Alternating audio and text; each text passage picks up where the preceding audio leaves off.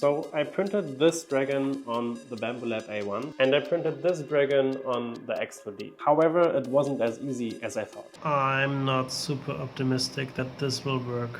The printer isn't perfect, but I'm quite impressed, especially coming from an A1. I'm still in the testing phase, however today I want to share my first experience with the X2D. I'm also going to show you how I used Item 3D to design this toilet paper holder dragon thing. And we are also going to talk about why my idea of selling this particular dragon on Etsy was quite a bad idea. And I know the teeth are really messed up, but we will get there later. I'm still waiting for my filament. So hear me out. If you're new to the channel, my name is Pete and I like 3D printers and everything around tech. A couple weeks ago I sent Bambu Lab an email and asked them if they could send me the X2D. And to my surprise they said yes.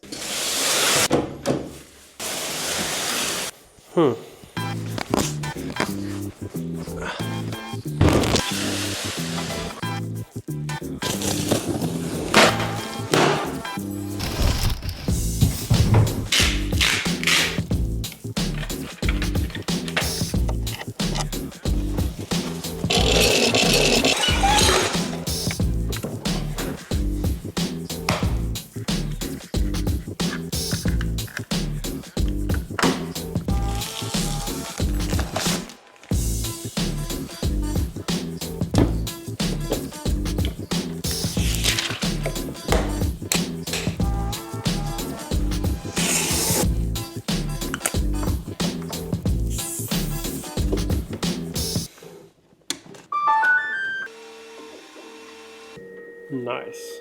They liked the idea and now I need to deliver. I have been using the printer now for a week and my verdict after over 50 hours of printing is every advantage comes with a disadvantage. And there's one major key selling point of this printer. Their dual nozzle system.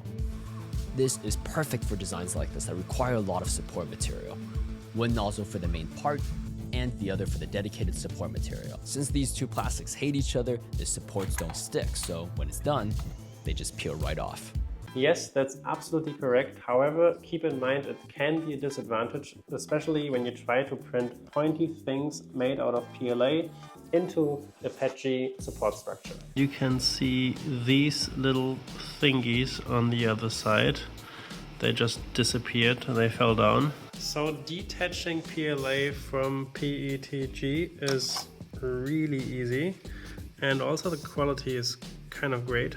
But it's so easy to detach that you end up losing things on the build plate and you start having spaghetti. And I'm not talking about the Italian spaghettis. Turns out the print is not easy to print. I had the problem and it wasn't pleasant. But let's travel back in time for a moment. So everything started when my parents got me a 3D printer to my birthday. I started making videos of how I use my 3D printer and quite quickly I got my first viral video. I ended up buying more 3D printers, printing more in general, and people have been asking me if I sell my 3D prints on the side. And the answer is no, I have not. However, who doesn't want to make some money on the side with their hobby? So for a while now I have been thinking of what I could sell on Etsy. And yeah, this is one of the first products I came up with and I don't think this will ever land on my Etsy store because printing has been complicated. So we got some sausage problems over there. It actually has been super complicated on the A1. How you can see the support structure over here left some really bad marks. It's kind of all over. The support structure in here was impossible to get out and this is something I absolutely would not want to sell on Etsy. I even needed to use my drill to get into here to get rid of the support and it took me over an hour. And I hurt my finger. So yeah, having support inside these gaps just sucks. Then I came up with the idea of cutting the dragon in half and then gluing it together. However, the results didn't really look promising. I also wouldn't want to sell this. Then I thought I could maybe use PVA as a support material. It's a water-dissolvable filament which costs 80 euros a kilogram or even more. And since multi-material printing on the Bambu Lab A1 creates a humongous amount of waste, that was also not the solution, especially if I want to profit. So there was just one more option to fix my problem. But before we continue, I would like to show you how I got from my idea to the actual 3D model. So I found this listing the other day on Etsy. It's this dog toilet paper mount holder thing, which is 3D printed, and I thought it's kind of funny, but as a cat it could be even funnier. So what I do is I take a screenshot of this dog. We bring the screenshot over to Gemini and use Nano Banana Pro, which is also used by Hitem 3D, by the way.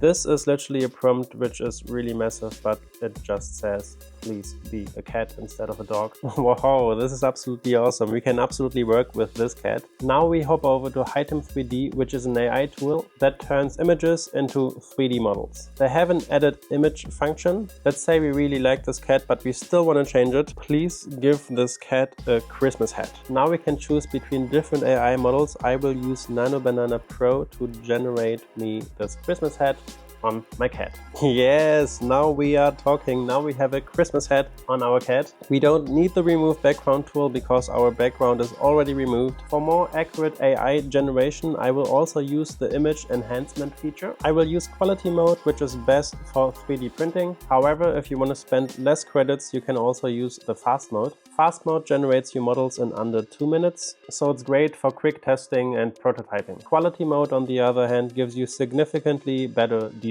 I will also use the geometry and texture function just to show you the full potential. While this takes around 5 minutes, I can show you the multi-view to 3D function. After uploading 4 pictures from every angle, I will use the image enhancement feature again, the geometry and texture function, and keep it as private. Let's generate our car model. So our cat just finished and this works absolutely fine. This is awesome. We also got a really flat bottom, which is perfect for 3D printing. Yeah, I might throw this on Etsy just before Christmas. This is the multi-view to 3D result and I am absolutely amazed. However, I also tested the fast mode on this one and yeah, I think you can see the difference really clearly. Hitem 3D works especially well with figures, dragons, and organic shapes in general. Always keep a clear background or use the remove background function, which, like you can see here, works really well. If you want to try it out for yourself, the first 200 people who use the link in the description down below will get 500 extra credits, which is enough for 10 or even 20 models to create for free. Thank you Hitem 3D for collaborating with me on this video, and let's continue. By the way, if you want a detailed video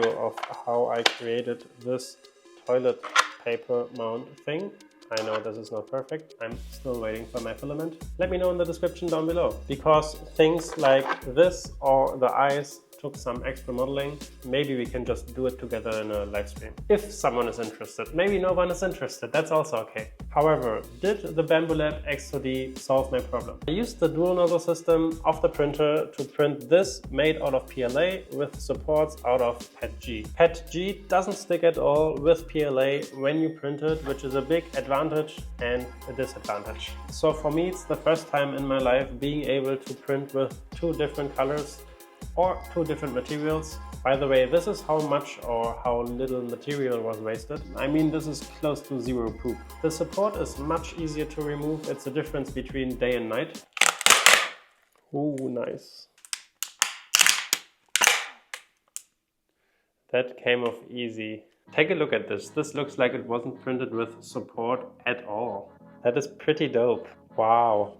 It took me a while to get here. I would love to tell you more about the X2D, however I haven't done enough testing to give you a proper conclusion. I will make a separate video about it, so if you have any specific questions, let me know. But my first impression is, I just put the printers next to each other so you can see where I came from with the A1 and where I'm now with the X2D. In my eyes, the X2D makes every other printer with the same build volume completely obsolete. I love this printer and I had so much fun with it. The A1 is a great printer, please don't get me wrong, but the X2D makes everything better. It's just the way how it looks. It's the AMS on the top compared to the side on the A1, which then requires a huge amount of space. It's that you have an enclosure. It's obviously that you have a dual nozzle system. Doesn't seem louder than the A1. The P1S, I remember, was definitely louder than the A1. So the only other Bambu Lab printer I would recommend at the moment is obviously the A1 Mini. I absolutely love this printer. Or if you need a bigger build plate or you need a lot of nozzles, then you obviously want to go to the H series. However, and this is just my personal opinion,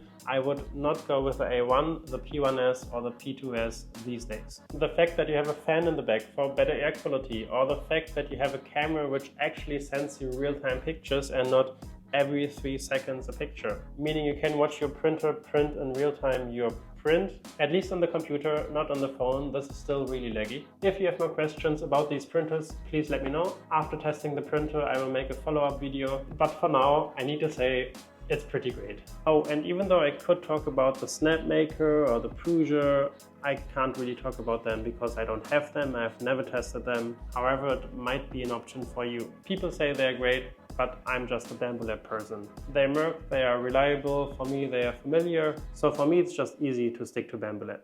And now the last question, why wouldn't I want to sell this on Etsy? I never got my filaments, so I can't show you the teeth, how they should actually look like, but obviously it should be flush over here and not look like this, and then these teeth should be real teeth.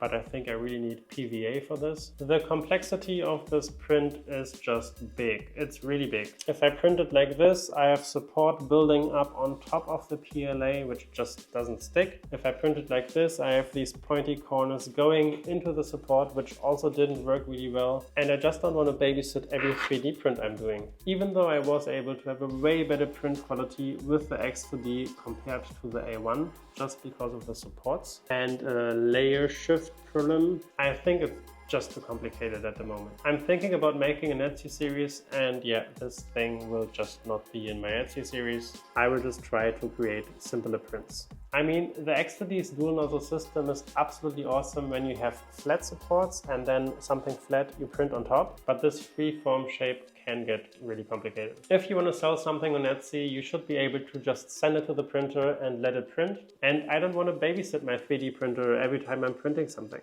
Oh, by the way, this was a model I created before. I think this is also kind of funny, and that was a lot easier to print.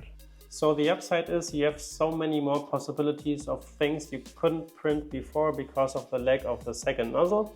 There were just things I didn't want to print because of the support. The only downside I see with the X2D. With my Bambu Lab A1, from time to time I hit the limits. A better tool doesn't solve your problems, it just raises the bar of what counts as a problem. So keep in mind, even with a better tool, you will hit your limits again and you will have different problems. These are just rumors, so I don't know, but if you decide to buy an X2D, please don't be upset if there's the X2C coming out later this year.